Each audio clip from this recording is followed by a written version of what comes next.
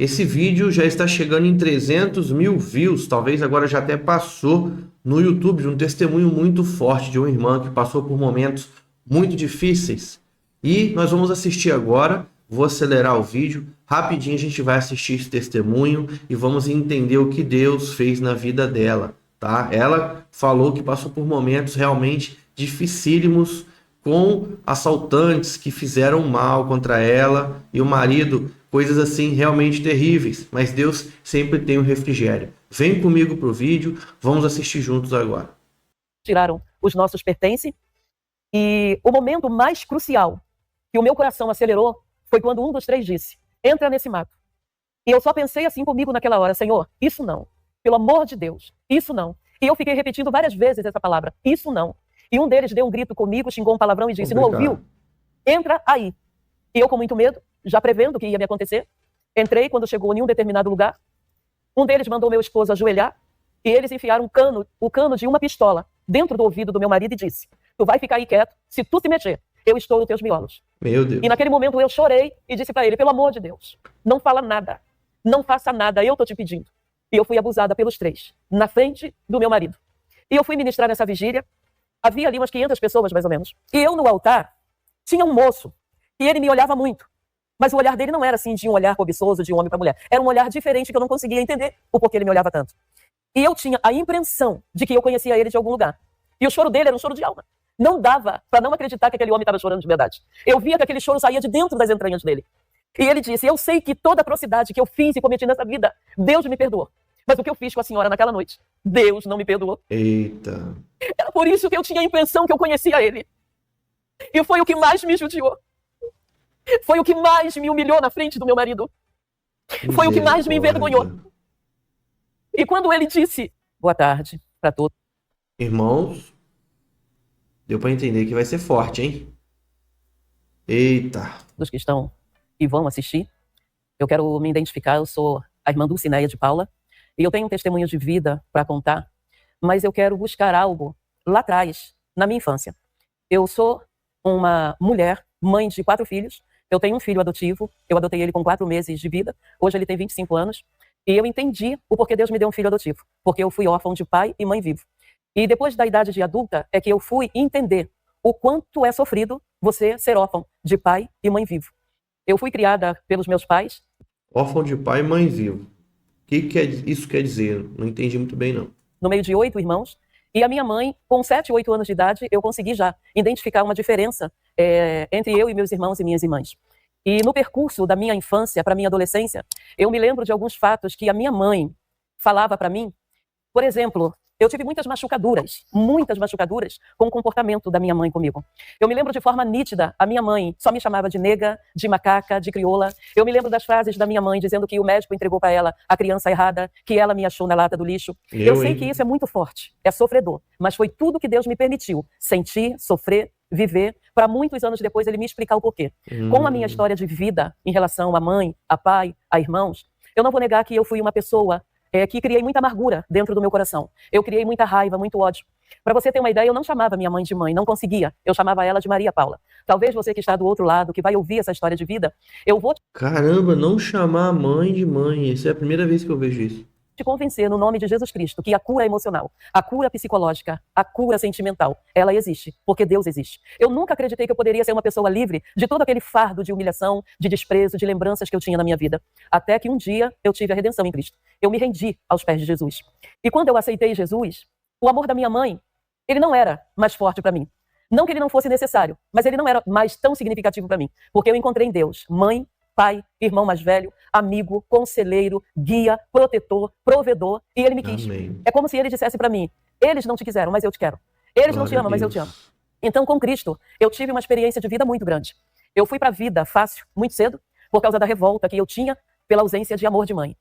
Então, você que está aí, talvez você esteja vivendo nesse dia de hoje alguma história de vida que te aprisionou, que te prendeu, que te levou para dentro de um casulo. Eu sou obrigada a viver com isso, a conviver com isso, a lembrar disso pro resto da minha vida e morrer com isso. E eu quero desmentir essa tese, porque eu estava condenada a isso, mas o Senhor chegou na minha vida, me libertou, me transformou, Amém. Mudou a minha história de vida. Hoje eu sou casada com um homem de Deus, pastor Carlos, abençoado, Amém. Um homem de Deus. Meus filhos eu amo mais que a minha própria vida, porque eu tive a oportunidade de receber Cristo na minha Não assine nenhuma inteligência artificial antes de dar uma olhada nesse novo robô brasileiro. Clica aí na sua tela e assine minha vida. Ou melhor, ele me quis, ele me recebeu. Então eu sofri muito na mão da minha mãe. Eu costumo até brincar e perguntar às vezes, quando eu testemunho, se as pessoas conhecem vara de cipó. Todos os meus irmãos apanhavam com uma vara de cipó, mas quando era minha vez eram 3.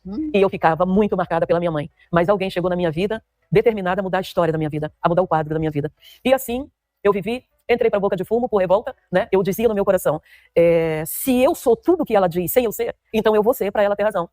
E nesse momento que eu decidi fazer isso, só hoje eu entendo que eu não estava lutando contra ninguém, eu estava lutando e armando flechas para machucar e ferir a mim mesma, porque a mais prejudicada fui eu. Então eu entrei para a boca de fumo, eu me prostituí e aconteceu várias coisas que eu hoje não acho conveniente dizer, mas Deus sabe, do charco de lodo que ele me tirou, foi quando eu tive esse encontro com ele, com apenas 19 anos, já havia sofrido suficientemente para querer uma vida nova para mim. E no decorrer de muitos anos, agora eu vou te contar uma experiência de vida que eu tive, no decorrer de muitos anos, eu sofri um abuso coletivo por 3 homens, que assaltou a mim e ao meu esposo. Como eu tinha parado em um local para descansar um pouco até chegar em casa, foi quando eu avistei de longe que um deles estava fumando, então eu vi pelo trago aceso do cigarro. E eles chegaram, deram ordem de assalto, tiraram os nossos pertences, e o momento mais crucial que o meu coração acelerou foi quando um dos 3 disse, entra nesse mato. E eu só pensei assim comigo naquela hora, Senhor, isso não, pelo amor de Deus, isso não. E eu fiquei repetindo várias vezes essa palavra, isso não. E um deles deu um grito comigo, xingou um palavrão e disse, não ouviu? Entra aí. E eu com muito medo, já prevendo o que ia me acontecer, entrei quando chegou em um determinado lugar. Um deles mandou meu esposo ajoelhar e eles enfiaram o cano de uma pistola dentro do ouvido do meu marido e disse, tu vai ficar aí quieto, se tu se mexer, eu estouro teus miolos. E naquele momento eu chorei e disse para ele, pelo amor de Deus, não fala nada, não faça nada, eu tô te pedindo. E eu fui abusada pelos 3, na frente do meu marido. Se nesse período que você me vê chorar, acredite, não é por dor, não é por vergonha, não é por desonra, porque eu sei que o que Deus fez comigo depois. Mas é impossível não se emocionar ao lembrar do processo. Imagina. Eles abusaram de mim. Eu fiquei 1 ano sem deixar o meu esposo tocar em mim. Eu não sei qual é a situação que você vive hoje. Não sei quem te tocou, quem te feriu, eu não sei quem te machucou, eu não sei quem entrou na sua vida e marcou a sua vida. Eu não conheço a profundidade da ferida que criaram dentro do seu coração, na sua mente, no seu emocional, no seu psicológico, através de uma traição, através de um abuso verbal, físico, psicológico. Eu não sei em que tipo de grade, em que tipo de cadeia você vive hoje. Mas eu vou te dizer que eu vivi, talvez, o que você está vivendo hoje. Com uma grande diferença. Eu não estou mais presa. Eu não me lembro mais do que me fizeram. Glória a Deus. Glória com a Deus. mágoa, com ressentimento, ou com dor, ou com vergonha. Hoje eu me lembro de tudo que me aconteceu para a glória do nome de Jesus Cristo. Amém. Porque tudo que me fizeram se transformou numa ferramenta de cura, de libertação, de transformação para a vida de alguém. É como se Deus olhasse para mim e falasse, eu vou permitir você passar um dos piores momentos da sua vida, mas você vai ver para que eu vou usar isso depois de algum tempo. Então eu quero dizer para você, acredite que o que você está vivendo ou passando, escondido dentro do teu coração, preso dentro do teu sentimento, não é pela vontade de Deus, não é pelo querer de Deus, porque a vontade de Deus hoje é te libertar, como Ele me libertou, é te transformar, como Ele me transformou. Eu fiquei 1 ano sem deixar o meu esposo tocar em mim, porque eu tinha nojo, eu tinha raiva, eu tinha um sentimento muito confuso, porque aquilo doía, me lembrava, o toque me lembrava, era uma coisa impressionante. Quando eu ia na rua, qualquer homem que eu olhasse, que me olhava, eu já achava que queria fazer mal comigo, para mim, e isso já era psicológico, o medo, era o meu psicológico que o diabo já tinha enfraquecido com que ele promoveu contra a minha vida. E o que foi mais interessante para mim é que o meu esposo, ele nunca me perguntou nada a respeito. Ele nunca me indagou, e isso me ajudou. Ele não tocar no assunto, é como se ele soubesse que se ele tocasse no assunto, aquilo seria constrangedor para mim, falar algo a respeito. Eu entrei dentro de um casulo, não teve profissional da saúde, não teve psicólogo. O meu psicólogo foi somente o Espírito Santo. Eu ia para ele, chorava, e pedia para ele para tirar de lembrança dos atos, do comportamento daqueles homens comigo na frente do meu marido. Então foi ele que me ajudou, mesmo em fracasso emocional, mesmo em fracasso espiritual, porque eu enfraqueci muito, em fracasso psicológico, emocional, eu fiquei destruída, na verdade. Em todos os aspectos e sentidos, eu fiquei destruída. E o meu esposo, ele teve essa sabedoria de nunca tocar no assunto. Então isso parece que me ajudava. E não me permitia lembrar, porque se ele perguntasse, né, eu teria que estar lembrando. E toda vez que eu lembrava, vinha aquelas imagens, né, eu sofria demais. E o tempo passou, e eu tive muitas experiências com o que me ocorreu. E eu vou citar só 2 delas. Eu fui ministrar num congresso em Unai, Minas Gerais, num culto de mulheres, na Igreja Renascer. E eu tinha a palavra comigo. E na madrugada anterior que eu ia ministrar, Deus falou comigo, mulher. Foi a primeira vez que eu tive coragem de falar a respeito. Ele disse, mulher, nesse dia de hoje, porque já era madrugada, tu não ministrarás sobre o que tu pôs no teu coração. Mas tu falarás algo que te constrangerá, que te machucará. Porém, é necessário. E eu nunca tinha dado testemunho nas igrejas a respeito. Nunca tinha falado para ninguém. Era um silêncio dentro da minha alma que só Deus sabia a dimensão da humilhação que eu passei por ter sido na frente do meu marido. E isso pesou mais. Não vou dizer que se eu estivesse sozinha, seria menos doloroso e vergonhoso. Mas na frente do meu esposo, foi mais cruel. Talvez Piorou, você esteja se questionando, ouvindo isso e dizendo, mas ela não é uma crente? Não serve a Deus? Por que Deus permitiu isso na vida dela? Aí eu penso comigo, por que Deus entregou um filho inocente, sem pecado, sem erro, puro amor, para morrer por uma pecadora, para morrer por um mundo inteiro, que ignora ele, que zomba dele, que caçoa dele? Por que Deus entregou o filho dele para sofrer tanto por mim? Então eu perguntava para mim, por que o meu Cristo, sem pecado, sofreu tanto e eu, como um ser humano, mortal, não passaria por uma experiência árdua dessa? Ótima palavra, hein? Ótima palavra. Muitas vezes a gente pergunta por que acontece coisas com a gente, né? E nós, falhos pecadores, e Jesus, que não era pecador e passou por tudo isso por nós. É verdade, ótimo. Eu passei a entender que Deus queria permitir algo na minha vida para tornar isso uma ferramenta para libertar alguém, para tirar alguém de prisão que vai dizer, eu vou morrer e ninguém nunca vai saber disso. Eu vou levar isso para o caixão, para a sepultura, porque eu tenho vergonha de falar. Eu tinha vergonha, mas Deus arrancou a vergonha para fazer algo para a glória do nome dele. E quando Deus falou comigo na madrugada na cidade de Unai, eu falei, mas Senhor, eu fiquei questionando, o que eu vou falar? Sobre o quê? Porque Deus não me revelou sobre o que eu ia falar. Ele só falou quando estava chegando a minha hora de pegar o microfone. Aí ele disse para mim, eu ouvi a voz de Deus, mulher, hoje tu falarás a respeito da tua desonra, vergonha e dor que viveste, porque é necessário. Eu levei quase 20 minutos para entrar na introdução do testemunho. E consegui, porque era a minha primeira vez a falar de algo tão tenebroso. E eu comecei a pregar, falar, e entrei no testemunho. Quando eu entrei no testemunho, a esposa do pastor devia ter uns 25 anos, um casal bem novo. Ela começou a chorar de forma sobrenatural. Um choro que me chamou a atenção no período que eu estava ministrando. E eu chamei todo mundo lá na frente, depois que eu ministrei. Veio senhoras de idade com coisas que viveu na infância, mas aí ainda não tinha conseguido liberar. Veio muitas pessoas que me procurou depois para falar, para pedir oração, para ajudar como se libertar do ocorrido pessoal de sua vida. E eu tive a curiosidade de perguntar. Nós terminamos o culto, fomos jantar, e na mesa tinha o pastor, a pastora da igreja e uma amiga. E eu falei assim, Bia, por que quando eu estava ministrando você estava chorando tanto? Aí a amiga dela disse assim, ela não te contou, pastor? Eu falei assim, não, por que ela estava chorando? Aí ela disse, eu posso falar, Bia? E a Bia falou, pode. Aí a amiga dela disse, pastora, faltando 2 dias para o casamento da pastora, ela foi violentada vindo da faculdade. E de lá para cá, ela nunca mais foi a mesma pessoa. Ela casou, mas encontra conflito e se nega para o marido, porque ela não foi curada do trauma. Então, ali eu acordei e falei, Senhor, era por isso? Por uma pessoa que tu queria que eu mudasse a pregação, o tema? E eu falei, Deus ama a tua vida demais, porque eu nunca disse isso para ninguém. Eu nunca falei disso às luzes da igreja, por ser muito pessoal, muito cruel e muito constrangedor. E ela disse para mim, quando você estava ministrando, eu me lembrei de tudo o que aconteceu comigo. E se tu conseguiu perdoar, eu sou capaz de perdoar e seguir a minha vida. E eu determinei que eu vou perdoar, vou esquecer, porque se você passou por isso sendo uma senhora e conseguiu perdoar, o porquê eu não vou conseguir perdoar? Então aquilo me deu um refrigério, ela dizendo. Eu me senti livre. O meu choro foi me trazendo leveza. O meu choro foi me trazendo paz. Você não sabe o que é ter paz? Por causa dessa prisão que tu vive nela? Deixa eu te dizer uma coisa. A Bíblia diz, se pois o Filho vos libertar, verdadeiramente sereis livre. E Deus só liberta quem está preso. Se você está preso hoje em alguma situação, independente da sua religião, independente da sua fé, Deus ama você. Amém. Deus está nesse momento olhando para você, contemplando você. E aí eu vi que Deus queria que eu ajudasse pessoas com o que me aconteceu. Porque muitas das vezes, na teoria, é muito simples. Mas na prática, você sofrer sobre aquilo que você vai falar é muito importante. Olha as dores que eu senti, a vergonha que eu senti, para entender um homem e uma mulher que foi abusado. Foi uma experiência que eu vivi, foi uma experiência que eu sofri. E no decorrer de 1 ano, eu vivi um período de uma possível depressão. Se eu não tivesse Cristo como minha base, como o amor da minha vida, acima de todas as coisas, eu não teria sobrevivido. Essa que é a diferença, né, gente? Quando a gente está com Deus, os problemas vão vir, mas a gente tem base para vencer. Quando a gente não tem, quando não tem a pedra para nos firmar, se a nossa casa for feita na areia, a gente não aguenta. A esse acontecimento. É porque eu tenho muito temor de Deus e sou muito loucamente apaixonada por Ele. E Ele sabe disso.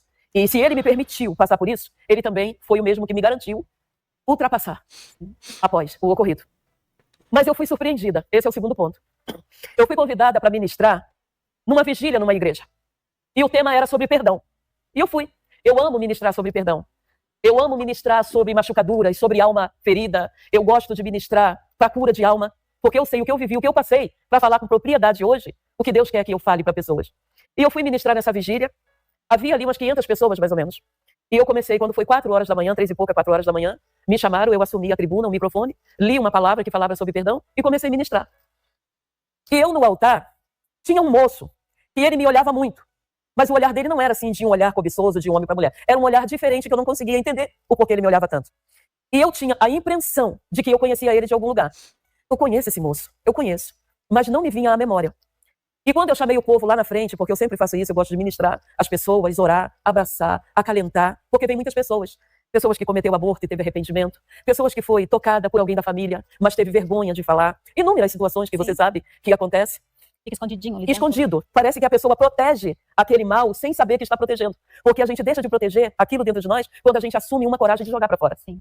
E aí eu chamei o povo veio, e eu orando ali, ministrando na vida de pessoas. E esse moço, ele caiu de joelho no chão. E quando ele caiu de joelho no chão, ele agarrou o meu joelho. O que não é um comportamento comum. Chega a ser uma coisa estranha. Você precisa ter discernimento e espiritualidade para entrar no mundo espiritual e entender o que Deus está querendo que você entenda. E ele me abraçou o joelho e disse a seguinte frase para mim. Preste bem atenção nisso. Se depois desse dia você não acreditar que Deus é capaz de promover para você uma libertação desse sentimento, aí eu não saberia dizer para você o que você deve fazer. Eu só te afirmo que só Deus pode fazer. Ele grudou no meu joelho e disse a seguinte frase. Tudo que eu fiz de atrocidade nessa vida, eu sei que Deus me perdoou. E o choro dele era um choro de alma. Não dava para não acreditar que aquele homem estava chorando de verdade. Eu via que aquele choro saía de dentro das entranhas dele. E ele disse, eu sei que toda atrocidade que eu fiz e cometi nessa vida, Deus me perdoou. Mas o que eu fiz com a senhora naquela noite, Deus não me perdoou. Era por isso que eu tinha a impressão que eu conhecia ele. Meu Deus. E foi o que mais me judiou. Misericórdia. Foi o que mais me humilhou na frente do meu marido. Foi o que mais me envergonhou. E quando ele disse, aquilo que eu fiz com a senhora naquela noite, Deus não me perdoou. Eu preciso do teu perdão.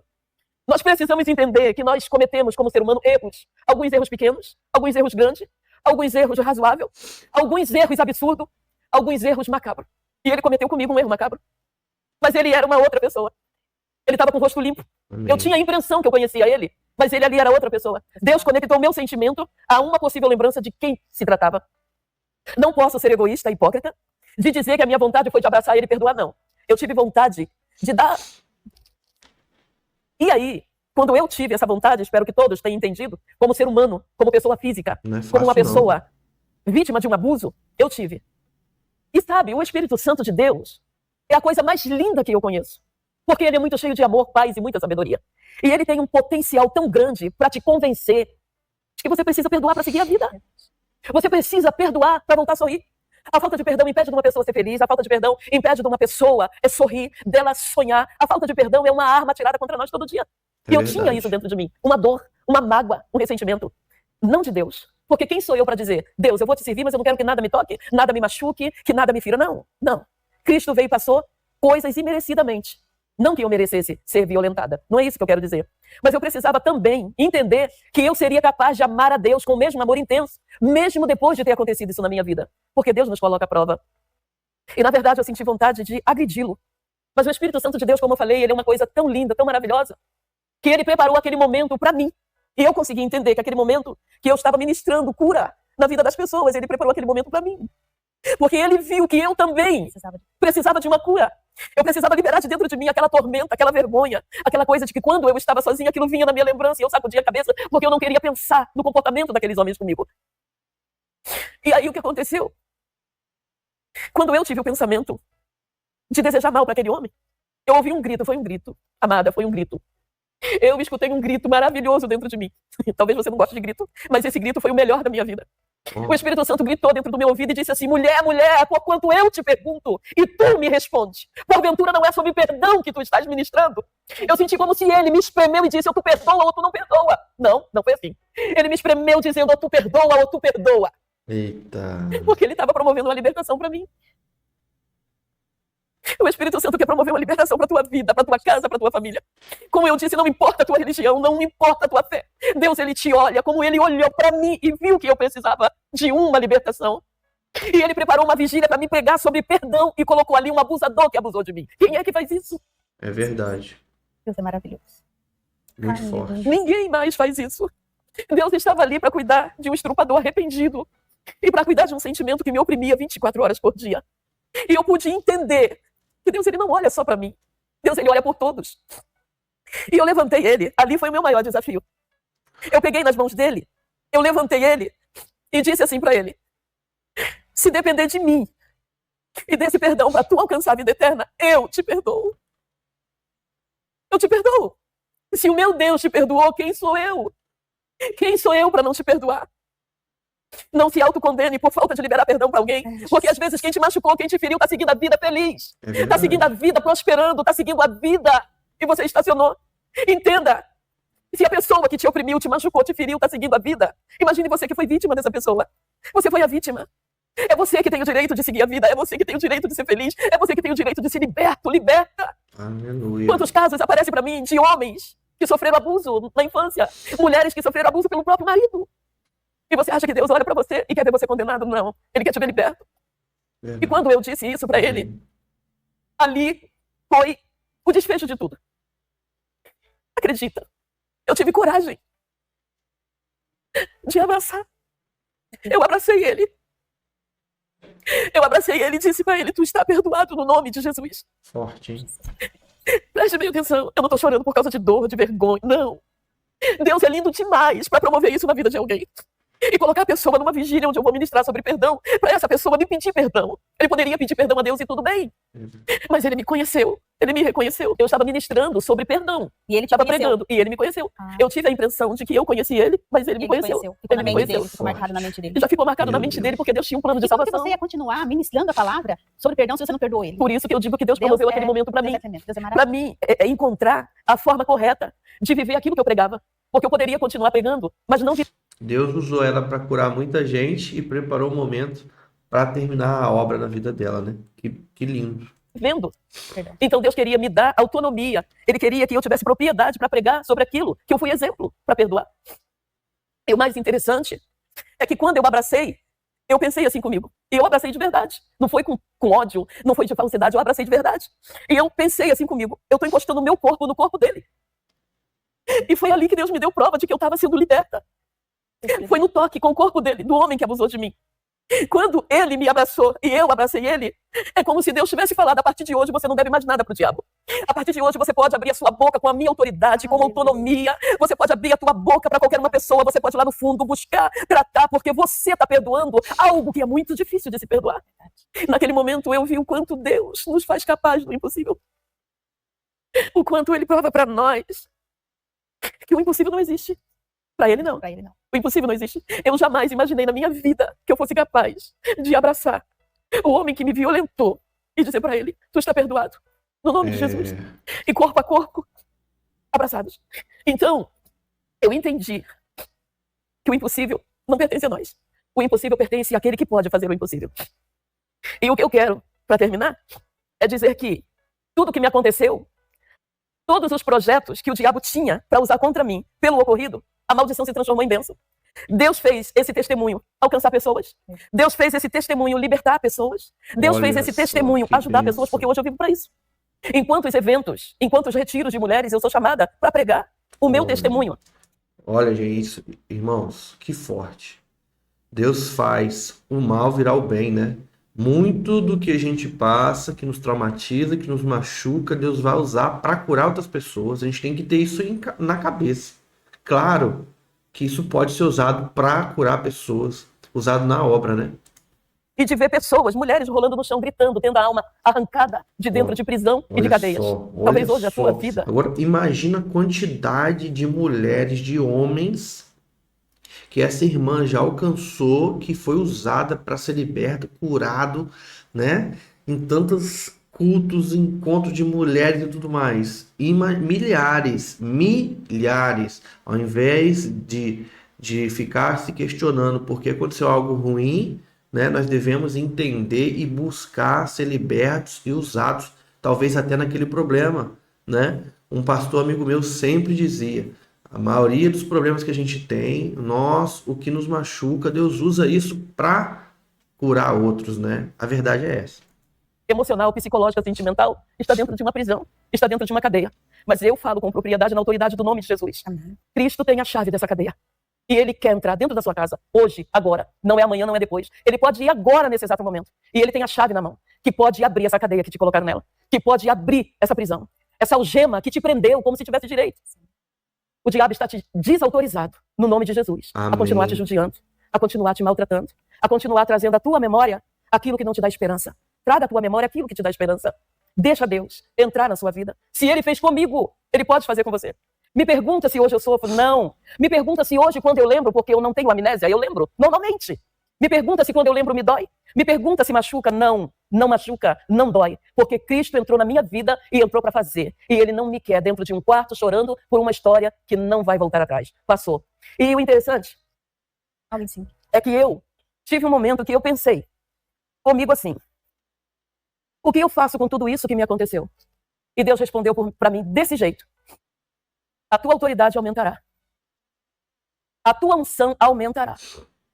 A tua capacidade aumentará. Hoje, é tratando de filho órfão de pai e mãe, mulheres abusadas, homens abusados. Num todo, Deus pegou o que me aconteceu e disse: vou transformar isso em uma ferramenta a favor dos meus. E isso vem acontecendo com muita frequência.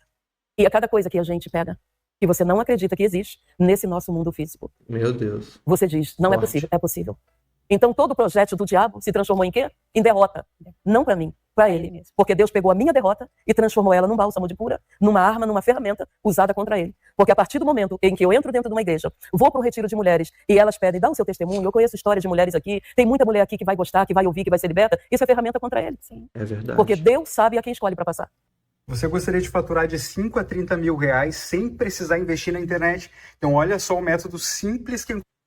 Ele sabia que eu não ia retroceder. Bastava ele segurar na minha mão bem forte até que o vento passasse na minha vida. Tem que ser forte. Tem que ser forte. Tem que ter Jesus. Tem que ter Se fosse Jesus. outra pessoa, estava no hospital, estava fazendo um tratamento. Nunca tive tratamento, nunca tive acompanhamento. Quem me acompanhou foi os olhos que não dormem, não tosqueneja. É o e melhor Espírito médico, Santo de né? Deus, que Mas quando é ele bom falou, não também vai ficar para cuidar dos meus. procurar psicólogo. Eles vão passar por viu, muito gente? percurso de luta e você vai precisar estar lá pertinho. E eu tive ele pertinho de mim. E ele cuidou de você. Muito. Do meu emocional. Sou uma pessoa livre, liberta, não choro. Quando lembro, não me machuca, não dói. Pensa. Eu quero mais abrir a minha boca para pessoas e dizer: vem, é possível, Deus é poderoso para fazer. Porque assim, eu penso desse jeito, é um pensamento particular meu. Respeitando toda a área profissional, de psicólogo, Lógico. psiquiatra, grandes profissionais, todos, né? Toda a formação num contexto geral. Eles também sofrem frustrações. Sim, Precisam ser tratados. sim. Quando um psiquiatra passa por uma frustração, quem é que vai tratar? Outro psiquiatra? Tem coisas que é para Deus. Tem coisa... No meu caso, foi coisa para Deus. Como você falou, você não buscou um tratamento, um psicólogo, nada. Eu tinha vergonha de falar. Eu vivi presa com isso dentro de mim, até entender que Deus era poderoso para transformar esse mal numa ferramenta para o bem. E hoje eu tô aí. Você não tem noção de quantas mulheres a gente acompanha? Meu Deus. Quantos jovens que vêm desabafar violência sexual, física, verbal. É um contexto de um tudo. Dentro das igrejas, mulheres de Deus, que têm escondido por ser vergonhoso, por ser constrangedor. Mas aí o que se faz numa situação dessa? Eu me autocondeno a carregar para sempre? Jesus Cristo, ele foi claro quando ele disse: vinde após mim, vós que estás cansado e sobrecarregado. Aprendei de mim, que sou manso e humilde de coração, e encontrareis descanso para as vossas almas, porque o meu jugo é suave e o meu fardo é leve. Quem é que disse que as pessoas precisam até a morte carregar fardo pesado e jugo? Não, Não precisa. Cristo tem um fardo suave e um jugo leve. Ele me deu esse jugo suave e esse fardo leve. E fica muito mais fácil carregar aquele que ele dá. Com certeza. As pessoas estão carregando um fardo, ou que colocaram sobre ela, ou que ela própria aderiu dela mesma. Aderiu. E não são obrigadas a carregar. Porque é a mesma coisa, uma ferida. Alguém se corta e leva tempo para curar aquela ferida. Até encontrar o remédio certo, o medicamento certo. Sim. E quando ela encontra o medicamento certo, a tendência é aquela ferida se fechar, até se tornar uma cicatriz. Eu tive a ferida, mas hoje eu só tenho a cicatriz, porque eu encontrei o remédio certo. Amém. E o remédio certo é só Jesus. Irmãos, se você chegou até aqui comigo, inscreva-se no canal, deixe seu comentário, comenta o que você acha. Quero agradecer também o canal Semeando Vida, que tem trago bastante testemunhos aí abençoados pra gente, né? Então, se inscreva no canal, comenta e compartilhe o máximo que você puder com os outros irmãos, tá bom? Nos vemos no próximo vídeo. Vou deixar uma sugestão de vídeo aqui também, um outro testemunho muito forte que você não pode perder. Clica aqui e já assiste para você se encher ainda mais. Um grande abraço e até a próxima.